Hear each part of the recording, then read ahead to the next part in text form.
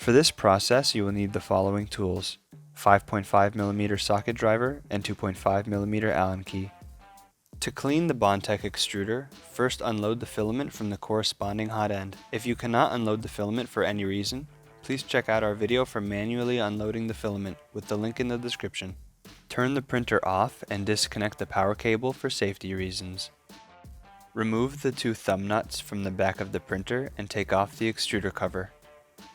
Carefully disconnect the filament runout sensor cable and the motor's driver cable as well.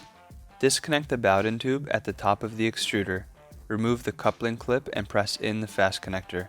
Slightly press in the Bowden tube and pull it. Use the socket driver to remove the nuts holding the filament runout sensor and disconnect the Bowden tube at the top of the filament runout sensor.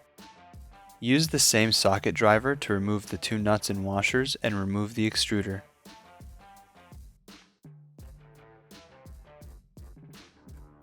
Loosen the thumb nut to be able to remove the spring.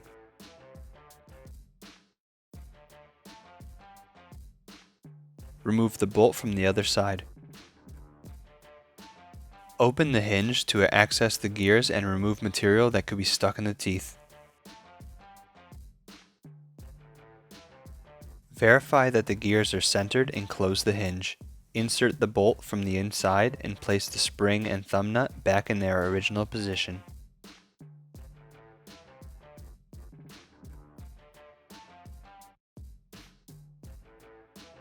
Secure the extruder back in place with the washers and nuts. Reconnect the filament runout sensor and set it using the two nuts. Reconnect the Bowden tube and reinsert the coupling clip.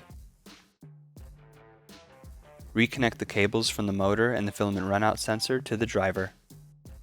To regulate the extruder's tension, tighten the thumb screw all the way and then turn it back one full revolution.